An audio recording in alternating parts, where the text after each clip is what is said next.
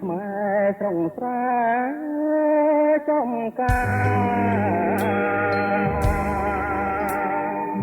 យំខែភ្លឺថ្លាហើយមកសបា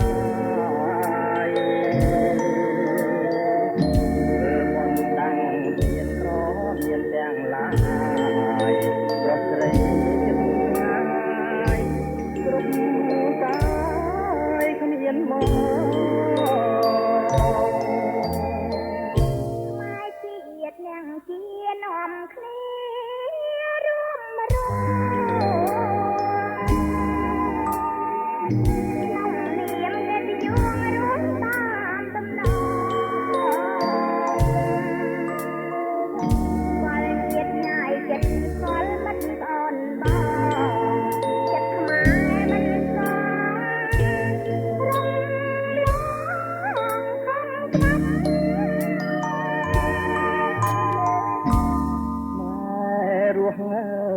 ក្នុងធម៌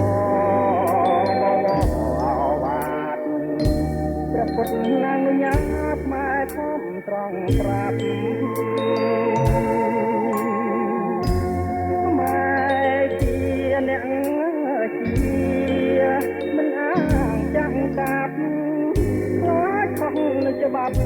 ព្រះពុទ្ធសាសនារៀនទូបដូរជាការពី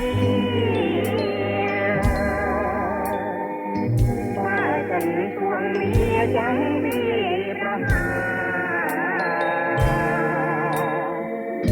ចាំរំទឹកនៃបំបត្តិសាសនាយើងជាធម្មរា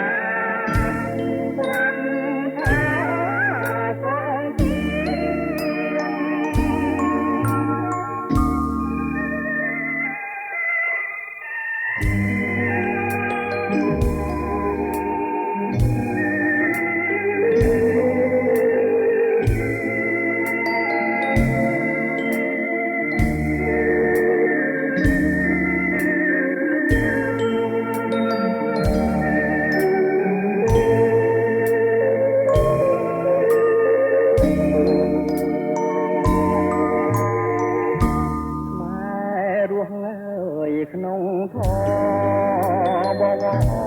វត្តព្រះពុទ្ធណាងញាខ្មែរខំត្រង់ប្រាប់ខ្មែរជាអ្នកជាមិនអាងចាំកាប់ខ្លាចខំនឹងច្បាប់ព្រះពុទ្ធសាសនាខ្មែរហ៊ានស៊ូបដូរជាការពីបើសិនទួងមាចាំវាប្រហាចាំរំទឹកនៃបំបត្តិសាសនាយើងជាកាមេរ៉ា